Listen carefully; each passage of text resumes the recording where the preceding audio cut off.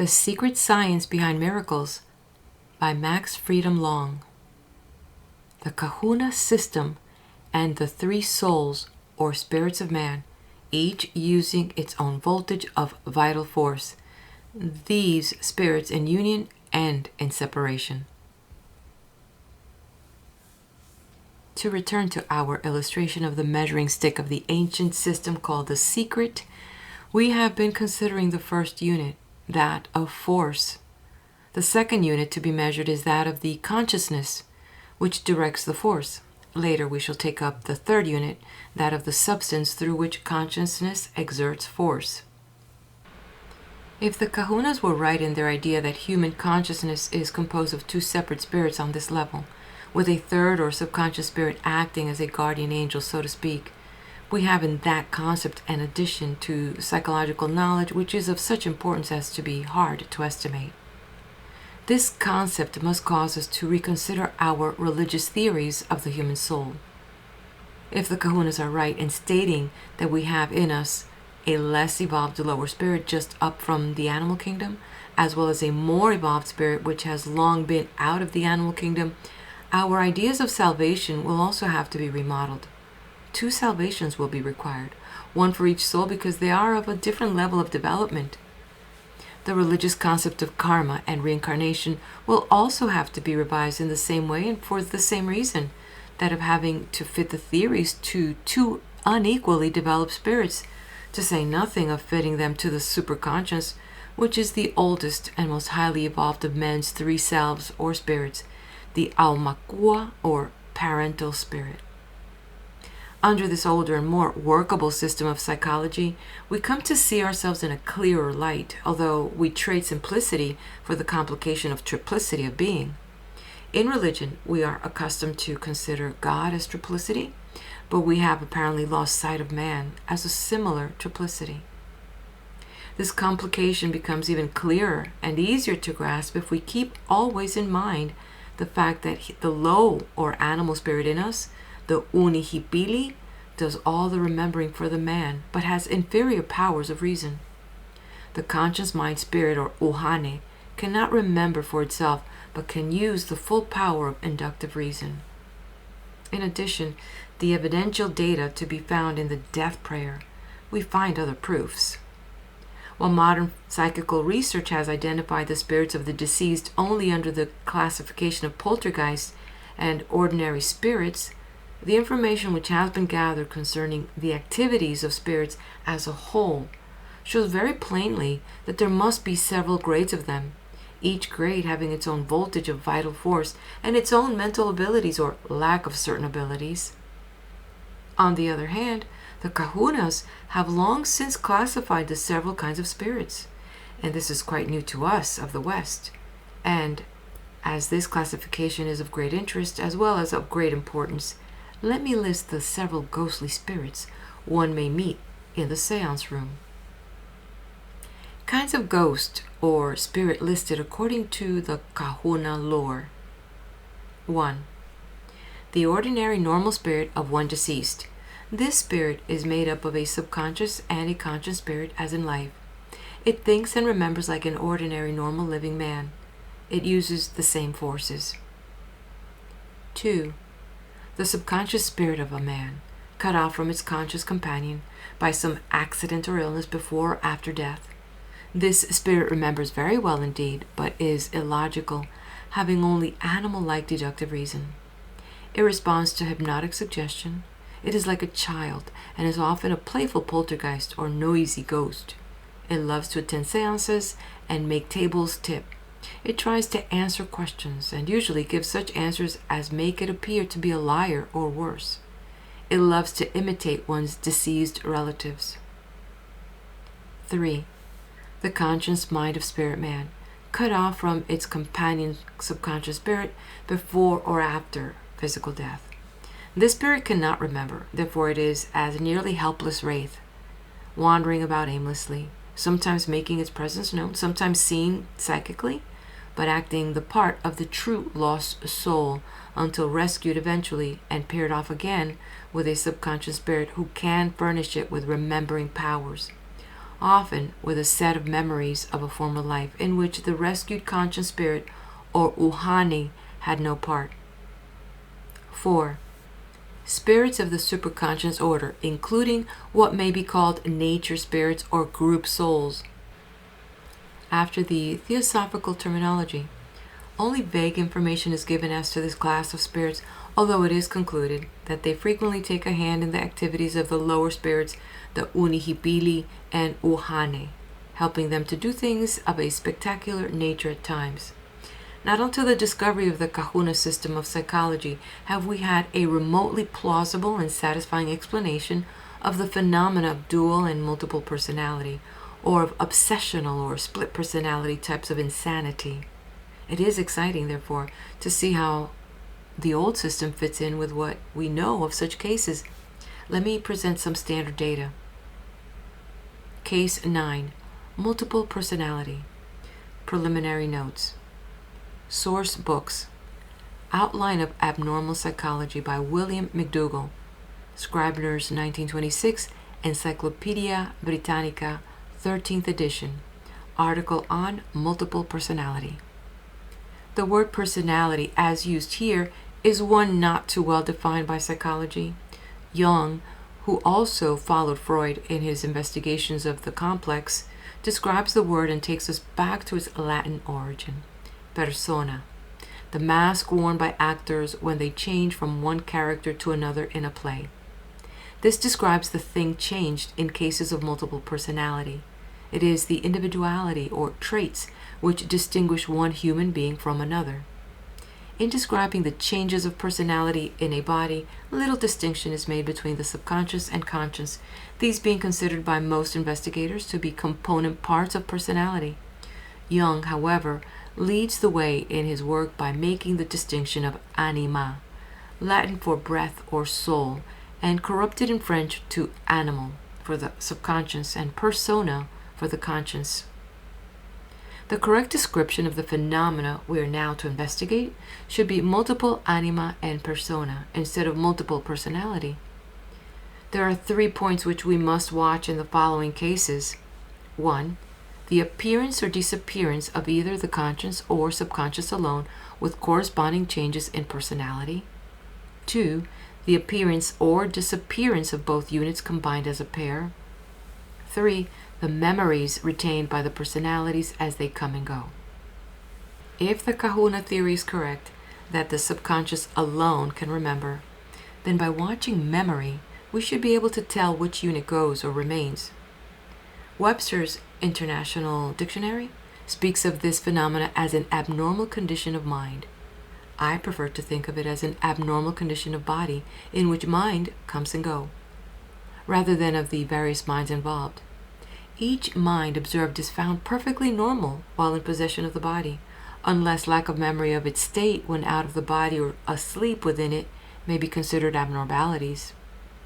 The terms used in describing the elements of consciousness involved in the states of consciousness are a personality cut off from control of the body and brain, is said to be disassociated. The original personality in a body is the primary one, and those that come in to replace it are secondary. The personality in temporary control of the body and brain is said to be dominant, while those who have once appeared and have gone, or who have not yet appeared, are said to be latent. In cases of the alternating personalities, 2 personalities only are involved in the change. If there is reciprocal amnesia, neither personality remembers anything the other did while in possession of the body. If there is not reciprocal amnesia, one or both may be able to remember what was done in the body during its absence. Under the influence of hypnosis, one or more of these personalities can usually be brought from the latent state and made to answer the questions of the operator. The answers are none too logical as a rule, but they tell such things as could be remembered by any subconscious mind if such memories were stored in it. This phenomenon is not a new one. Down the ages, men have changed personalities or become possessed. This usually refers to conditions of insanity, but not always. Our attention is now to be fixed on cases where insane personalities were not observed. The case. I will condense a few typical cases which McDougall discusses in the source book mentioned. Reverend William S. Plummer first described the following case in Harper's Magazine in 1860. Mary Reynolds, a normal girl of 18, was subject to fits for a year. Then, while reading in a meadow one day, she became unconscious. She awoke blind and deaf. This affliction passed in 3 months. One morning, she could not be awakened. Some hours later, she awoke of her own accord, to all seeming a newborn baby. She could, however, repeat a few words. Learning with great rapidity, the baby began to grow mentally and use the adult brain. In a few weeks, the primary personality came back, and the secondary one disappeared. This alternation continued for years, the baby personality growing up in the process. Neither personality, when dominant, had any knowledge or memory of what the other had done while in possession of body and brain. Professor Janet describes a case in which one of the alternating personalities knew the memories of the other. Felida began changing personalities at the age of 13. She was an hysterical child, but the secondary personality was very different. The secondary personality could remember all the memories of the primary, but the primary none of the memories of the secondary. Dr. Morton Prince's most famous study was the Beauchamp case. At 18 years of age, a young lady began changing personalities. This changing continued for years, 5 personalities being identified in all, each considering itself a separate individual, and the mutual memories being a tangle. The childhood of the girl B was one marked by emotional stresses and nervousness. Matured, she became a nurse and received an emotional shock in the course of a love affair. Suddenly, all her peculiarities became exaggerated, and she became ultra-religious. The memory remained unimpaired, but there was a distinct change in characteristics. This change lasted some 6 years, during which time another personality named Sally came and showed her presence only during sleep. At night, this Sally talked through the body and took it on sleepwalking excursions. At the end of the 6-year period, there came another emotional shock, and a personality called B4 became dominant. This B4 could remember all the events of the life of the original B, but not those of the life of B1. In the following year, B1 and B4 alternated with reciprocal amnesia. Both remembered all that B had done, but knew nothing of the doings of each other. B1 was sickly and mild, B4 was more healthy and far more aggressive. Both were very emotional. Dr. Prince used hypnosis on the patient. Under hypnotic influence, another personality was brought to light. It conversed freely. However, this very interesting personality puzzled the investigator. He was inclined to think she was the original B restored to normal condition and much improved. She resembled both B1 and B4 to some extent, seeming to be a mixture of them both and of herself. She described as a person of even temperament, frank and open in address, one who seemed to be natural and simple in her mode of thought and manner. She had all the memories. B1 and B4 continued to alternate, B now commanding the memories of B1 and B4. During this time, B1 and B4 seemed at times to partake of the emotional characteristics of each other, a trading back and forth. After some years, the original B became dominant and grew healthy and normal. Sally was interesting. She could be contacted in hypnosis and questioned, although she would alternate with one of the other personalities and often upset the procedure initiated during hypnotic investigation. She considered herself a separate and distinct personality and remembered all the things she had done through or with the body at night. She said she had learned what the other personalities, except B4, were doing by reading their minds when she found their thoughts interesting. When they were reading a book which she disliked, she stopped reading their minds and amused herself with her own thoughts. She disliked B1 and often forced upon her visual hallucinations and certain motor automatisms. At times, she took control of B1's voice. Often she forced B1 to do things she did not wish to do. Things such as telling lies. When Sally took over the body, she could not open her eyes. One of the automatic actions she forced on the others was rubbing of the eyes. In this way, she eventually got her own eyes open and so was able to see and to dominate the whole organism. Her first success in this came in a moment when the dominant B1 was drowsily resting. Thereafter, Sally was able to will to displace B1 in normal as well as in hypnotized states. At such times, B1 returned with no memory of what Sally had been doing with the body. In struggles of will, Sally seemed to be able to paralyze the will of B1, who, although seemingly dominant, was forced to obey orders much like a hypnotized subject, which resulted in Sally's being able to play practical jokes on B1. Unraveling the knitting was a favorite joke. Neither B1 nor B4 had any memory of Sally or her periods of dominance. Sally could not read the thoughts of B4 and could not often force automatisms on her. This, she said, was because B4 had heard of her and fought against any control. At certain times when Sally became dominant, she could not get the eyes of the body open, and the skin, deep tissues, and muscular sense were all in a condition resembling that of the body when in a sleep. Comment. Dr. Prince holds that all the various personalities using one body are split off parts of the one real personality. His method of treatment was that of blending two or more personalities to get a dominant third, and this he was none too successful. Professor McDougall, in his study, Our Source Book, decides that each personality is a separate monad or entity in itself. None of the psychologists are willing to admit that these personalities can come and go in and out of the body, and that the subconscious mind can be used by one or more personalities or changed in the body. My own study of multiple personality data resulted in my accepting the Kahuna system of psychology as one better explaining complicated changes which take place. In some cases, which have been reported, a baby personality arrives and becomes dominant. In others, an adult personality comes and brings with it a complete change in health, even a paralyzed limb, and a definite memory of a past life in another body. As psychologists and kahunas disagree, let us go on to see what proof we can find that a personality actually can leave a body and return to it. Case 10. Did the conscious and subconscious minds of General Lee's mother leave the body and return? Preliminary notes. This case was reported in the Hollywood Citizen December 14, 1934, in the Strange as It May Seem daily feature. I take it that it can be authenticated by the originator of the feature. In any event, there are many more similar cases which are perfectly authenticated. The case. 14 months before the famous Confederate soldier General Robert E. Lee was born, his mother seemingly died.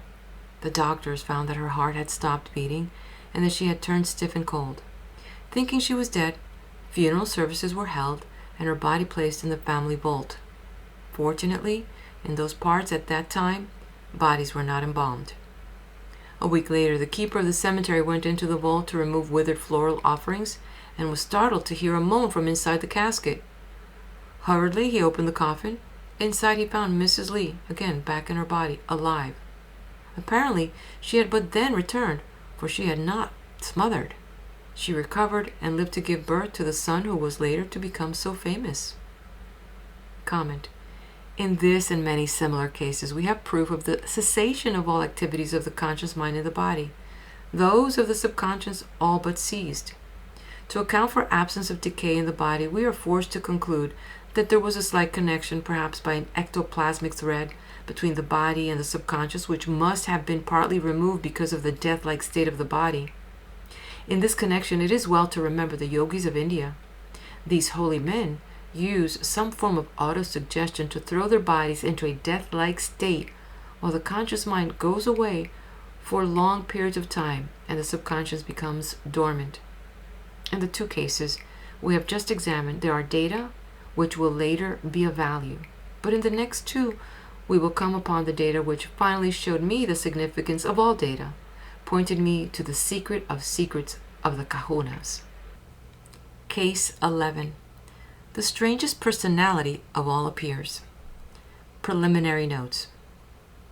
One of the early members of the Society for Psychic Research and one who has taken part in many investigations was a resident of Honolulu when I was there. He was Dr. Leavesley, a brilliantly educated man who was as trustworthy as he was wise. He made frequent journeys away from Honolulu on this quest and that. Often he lectured to a group of friends to give them the findings of his latest investigation. I give this case from notes taken at one of the lectures. The case. Dr. Leapsley, PhD and a biologist, in company with 2 medical doctors, was called in as a ranking expert in matters of multiple personality. The case to be investigated and treated being that of a young lady, 28 years old, the daughter of a prominent California attorney. From the age of 4, this young lady had alternated personalities regularly every 4 years. Only 2 personalities were involved, and there was a complete reciprocal amnesia. The change of personalities which came with such regularity would be made in a moment of deep sleep.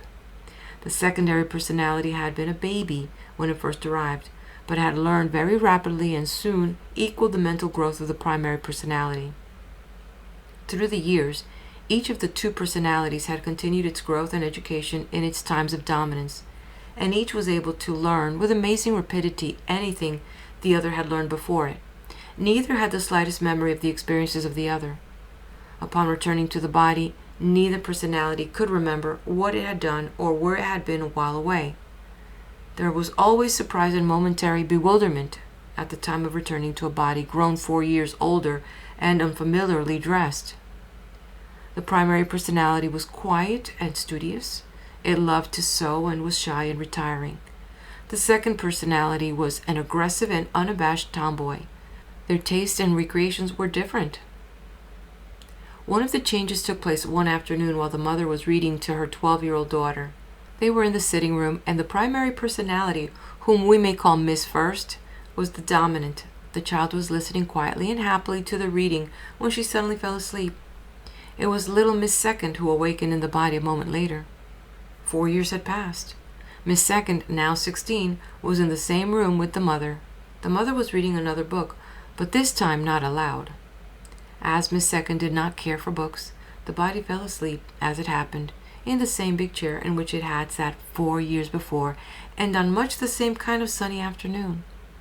Suddenly the eyes opened, and Miss First looked wonderingly out. "Why did you stop reading, Mother?" she asked. She was unaware that 4 years had passed. She thought she had dropped off to sleep and that the reading of 4 years before had suddenly stopped. When told what had happened, she knew by remembering similar experiences what must have occurred. Also, she could see that her body was larger and that her wore a dress much too colorful to suit her quiet taste.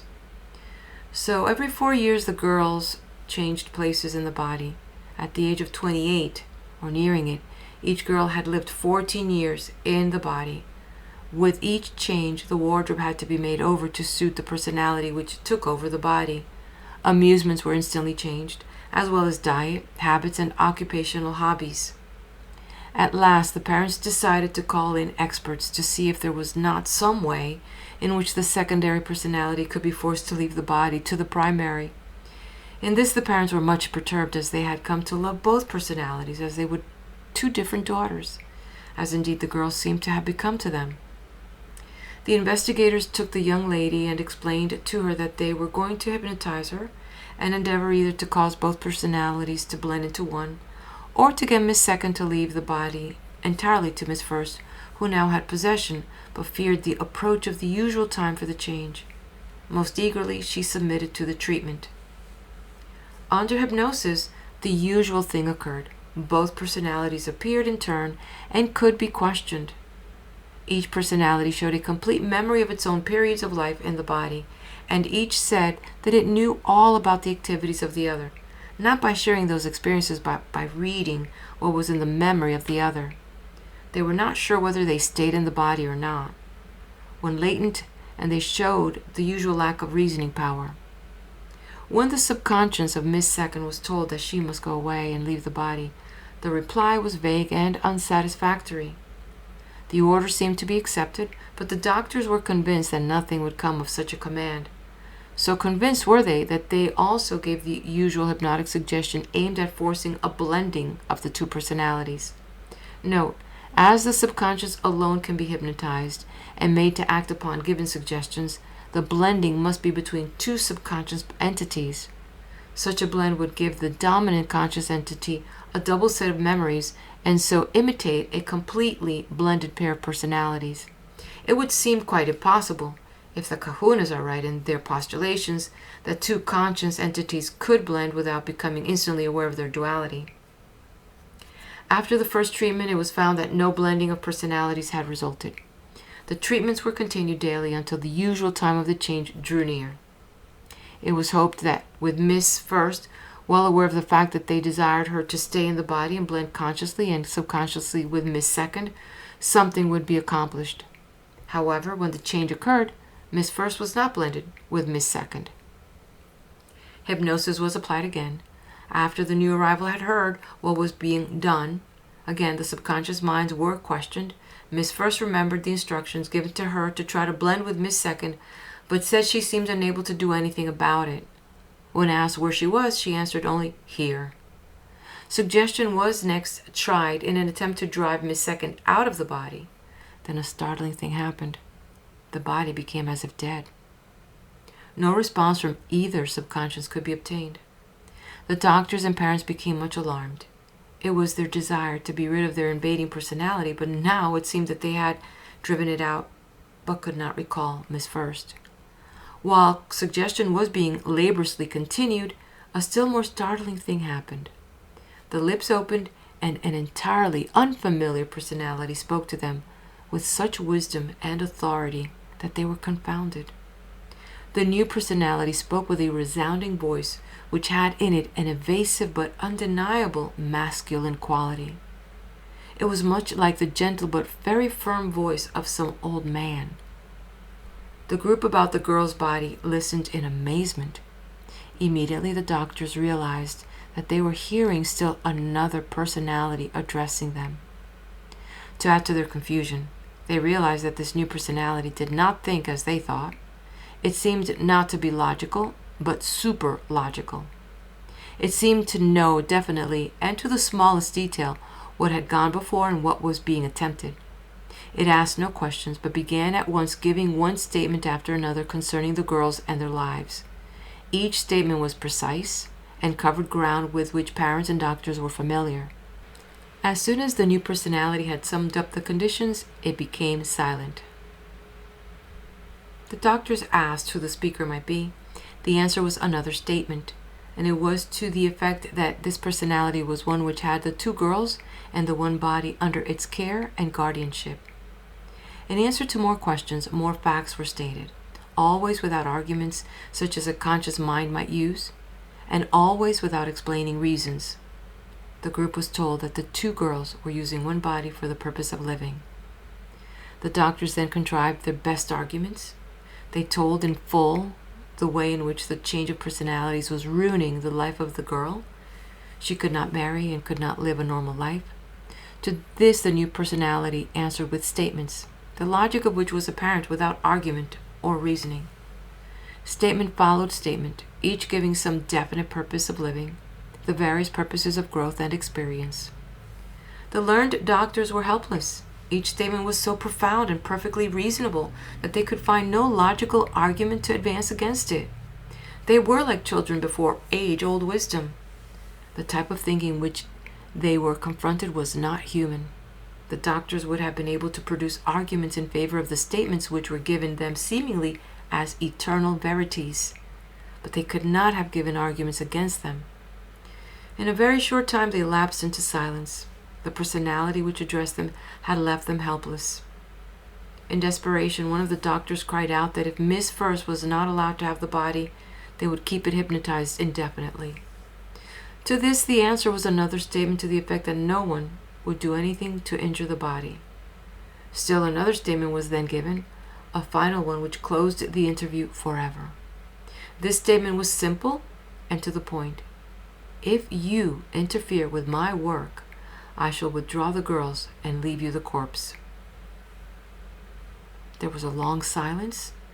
Not one in the group doubted for an instant that the wise old personality would fulfill its threat. There had been a conviction of truth and serene power in every word. At last someone ventured to ask another question, but no answer came. More time passed. Suggestion was made to release the body from hypnosis. Miss Second opened her eyes and smiled. Doctors and parents gave up. They had been confronted as if by God himself. They realized the futility of their efforts. Comment. In the old man personality, we find something quite different from either the subconscious or the conscious.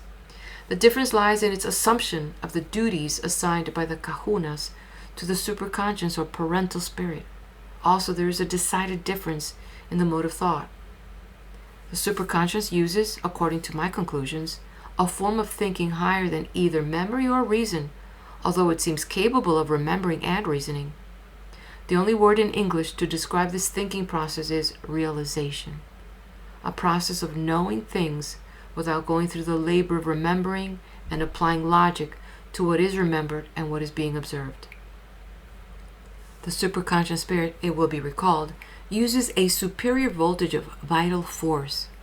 It is evident that it also has and uses a superior form of mentation. According to the lore of the kahunas, this form of mentation makes it possible for the superconscious to see into that part of the future which has become crystallized. The best proof of the Kahuna theory of the three selves and of their different forms of mentation is found in checking multiple personality cases with obsessional insanity or schizophrenia. In the first, the patient remains sane because he or she is obsessed or controlled by a normal ghostly intruder who has his own subconscious and conscious selves and who can, therefore, both remember and use reason. Only personality, conscious self, may change, or only memories may change, subconscious self, or both may change, and still there is sanity because a reasoning conscious self is always in control of the body regardless of changes. In the second case, insanity results from the changes because the conscious self is displaced and a new one does not take over the body. This leaves the resident subconscious in charge, and lacking reason, it keeps the body alive but in a condition of lack of reason or insanity. Or an invading subconscious self may obsess or take over the body after the resident two selves have been driven out. Cases of insanity are common in which a foreign subconscious self obsesses a body. We know that it is foreign because it brings with it a foreign set of memories and convictions, even when illogical. The insane who believes themselves to be Napoleons are of this type, often not dangerous, often being able to remember from day to day, but never able to use the type of reason characteristic of this conscious self. Later we will consider obsession in connection with a study of Huna healing methods. For the moment, the important thing is to understand that the kahunas believed that there were three separate and independent spirits making the man, and that these were known to be separate and independent because they could be separated by accident or intention. Of only slightly less importance is the knowledge that the subconscious alone can remember, and that only the conscious can reason, while the superconscious has a still higher form of mentation which gives it exact knowledge of the past, the present, and the part of the future that has been determined in advance. The Secret Science Behind Miracles by Max Freedom Long. Taking the measure of the third element in magic, that of the invisible substance through which consciousness acts by means of force.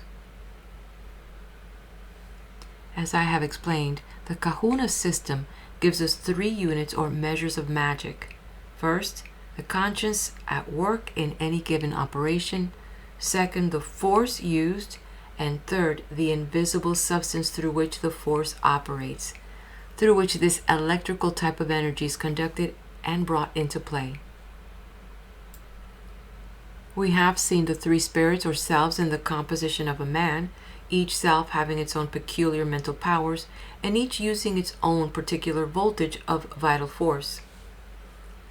If to this we add three invisible astral, etheric ghost bodies, the picture will be fairly complete, at least as I know I'm able to see it. In Theosophy, as borrowed from the religionists of India, we have a strong resemblance to the Kahuna idea of the three bodies which are made of invisible substance, and which serve each of man's three spirits as a ghostly body or vehicle, presumably before the birth of the physical body and after its death. I have used the terms astral and etheric, borrowing from Theosophy, for the want of better English words. The Hawaiian word is kino, body, or aka, shadowy. Each of our three spirits has a shadowy body, but that of the conscious spirit is finer and thinner than that of the subconscious. That of the superconscious is the finest and thinnest of the three. The word aka has also the meaning of a luminous extension away from the body, or a halo of light around the moon or sun, or a circle of light extending from the moon or sun before it rises above the horizon. The shadowy bodies of the conscious and subconscious spirits blend with the living physical body. They can come and go, interpenetrating it. The shadowy body of the subconscious interpenetrates the entire body, being a mold of every tiny cell and tissue on it. The shadowy body of the conscious spirit centers around the forebrain and is pictured in the medieval paintings of the saints as the inner circle of the halo around the head. Or perhaps it was the shadowy body of the superconscious of the saint which was intended. In the early Greek religious writings we have, according to James Morgan Price in his Restored New Testament introduction, a belief in two invisible bodies, a sun body, a moon body, and then also the physical. In the Upanishads of India, we find two invisible bodies, the causal and the subtle, Karana, Sharira, and Sushma Sharira, as well as the gross physical. In book after book, one reads the conclusions of learned men who have researched for the truth behind religion and psychology. They put into words which Thornton Wilder called the vast, vague intimations of religion. In these intimations one can, once he is familiar with the Kahuna system, begin to pick a few out, cold and substantial facts. Let me quote a typical paragraph from the work of Price. Quote, semi-latent within this, the pneumatic ovum of the aura, is the paraclete, the light of the logos, which in energizing becomes what may be described as living, conscious electricity, if incredible voltage and hardly comparable to the form of electricity known to the physicist.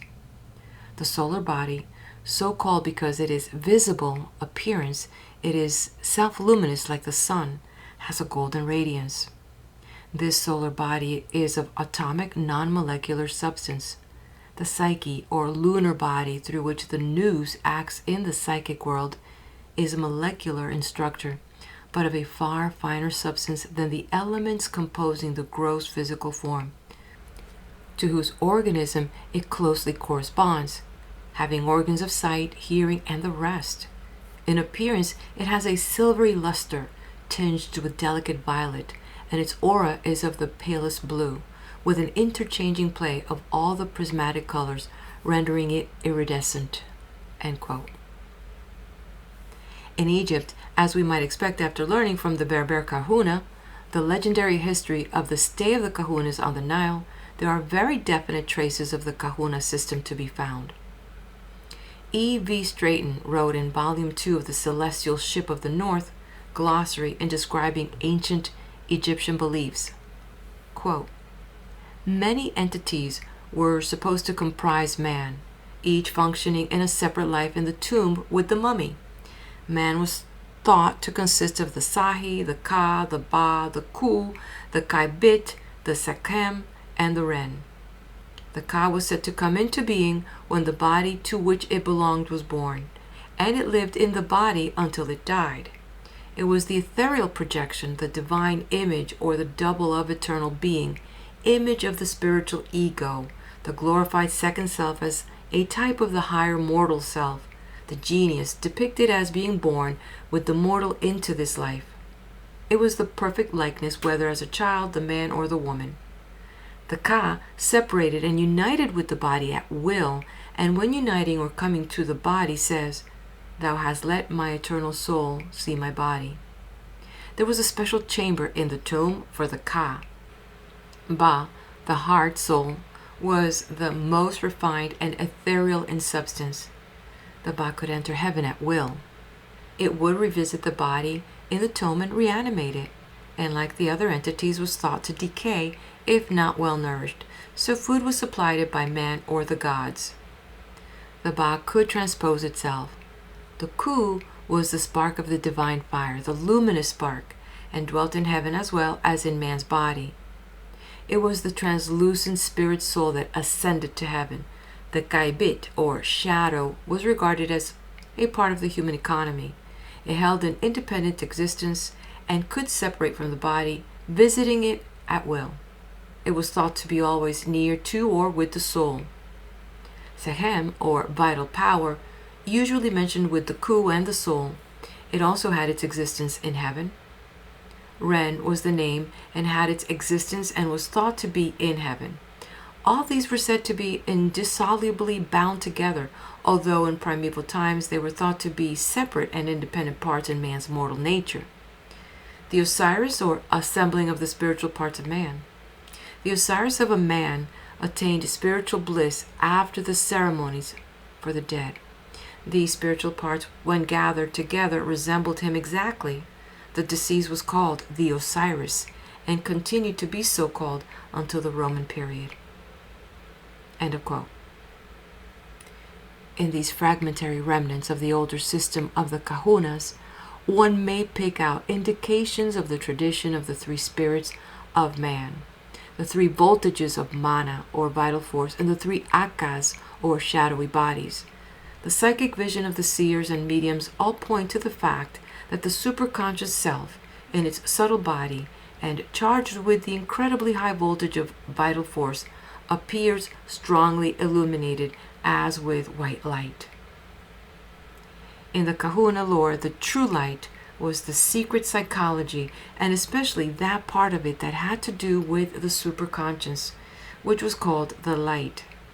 It was also called the way or path. In Christianity, there are to be found numerous remnants of the secret. The rites of baptism with the use of water, the confessional, exorcism, and the ritual forgiving of sin all had their fuller and more significant counterparts in the magic of the Kahunas. This would be natural if the tradition placing the Kahunas in Egypt before the time of Moses is approximately correct. Christianity stems from earlier religions originating in or near Egypt.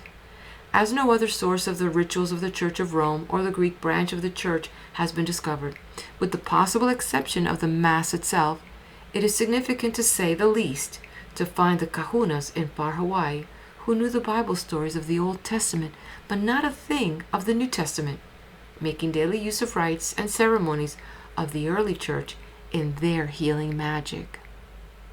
It is probable that the Kahunas, in the migration to Hawaii from Egypt, pass on to the priests of India some of their basic beliefs, but it is evident that in India a similarly ancient set of doctrines had already developed, and that in grafting the Kahuna beliefs to the native beliefs of India, a greater contamination of Kahuna ideas resulted.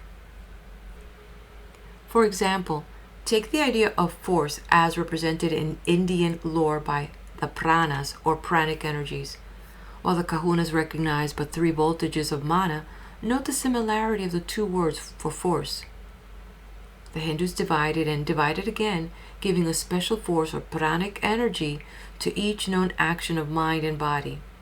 This tendency to analyze everything into many fine parts resulted in there being 49 pranas in some Indian systems. All modes of thinking and sensing were likewise divided to make 7 times 7, giving us the dhatus and dharmas as a part of the scheme. The proof of any pudding is always in the eating. Despite the more complicated and more elaborate system involved in India, their psycho-religious system remained far less practical than that of the Kahunas. Moreover, the doctrines of karma and reincarnation as held in India and as applied to man as if he were made up of a single spirit hindered the use of magic for healing, as it hindered many other normal activities, and as it fostered the oppressive caste system.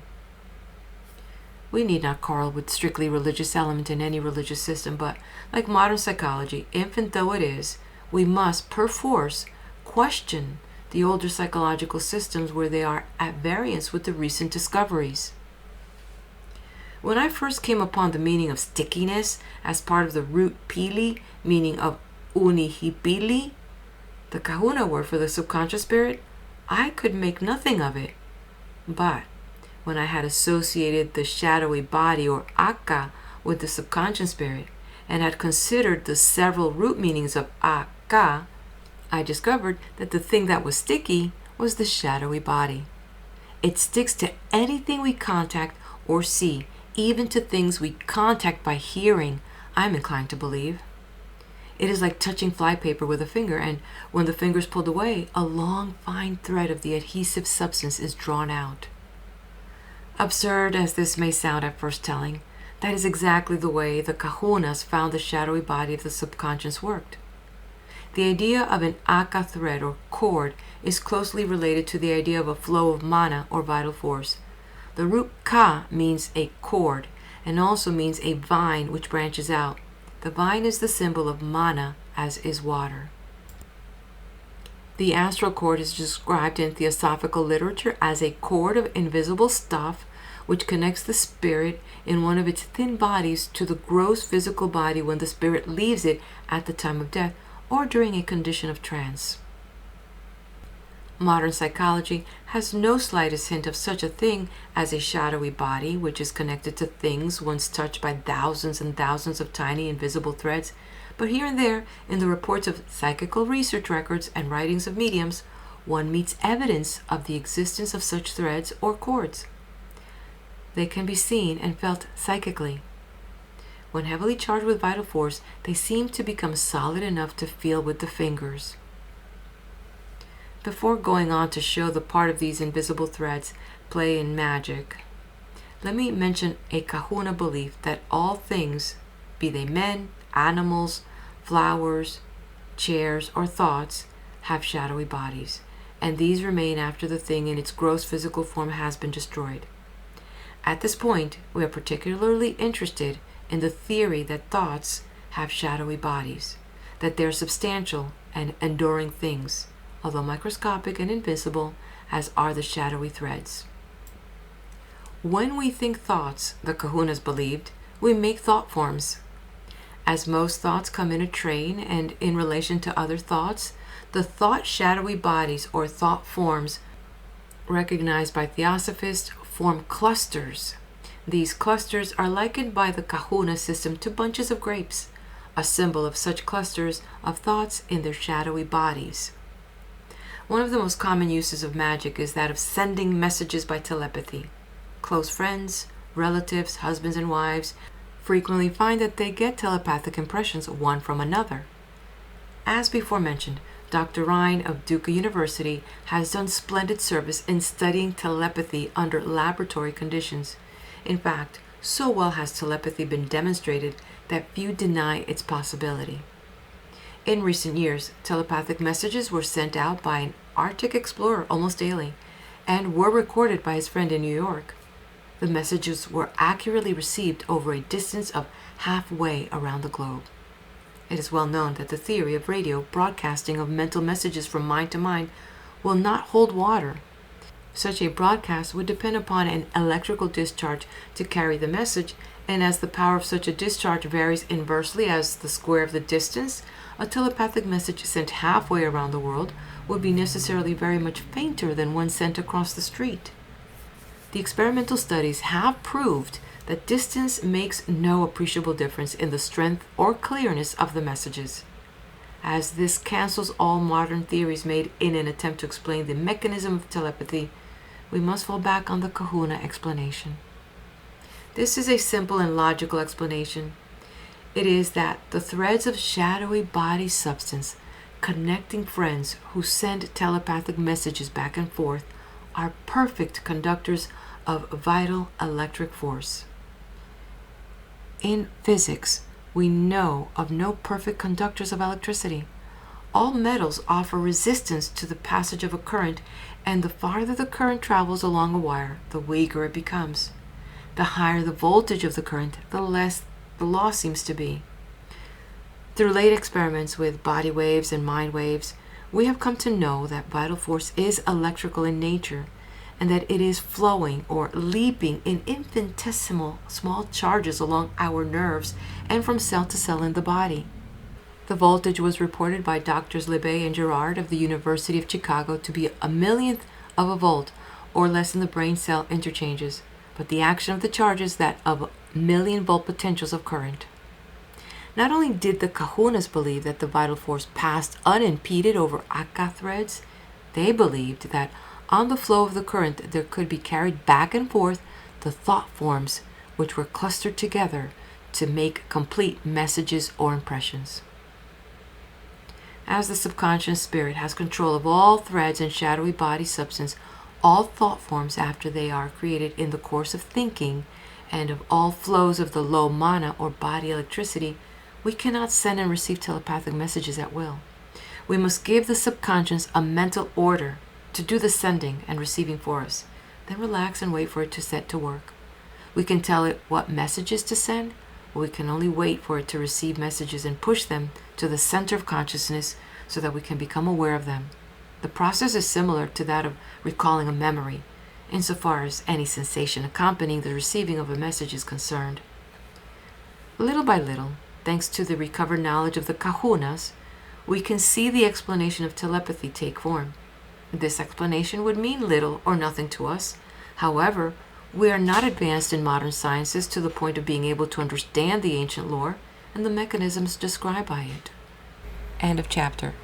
Meet me at the next video as we're going to explore mind reading, psychometry, crystal gazing, and more in this book titled The Secret Science Behind Miracles by Max Freedom Long. If you haven't done so yet, please do hit the like button, leave a comment, let me know you were here, share this with your friends, and subscribe to the channel.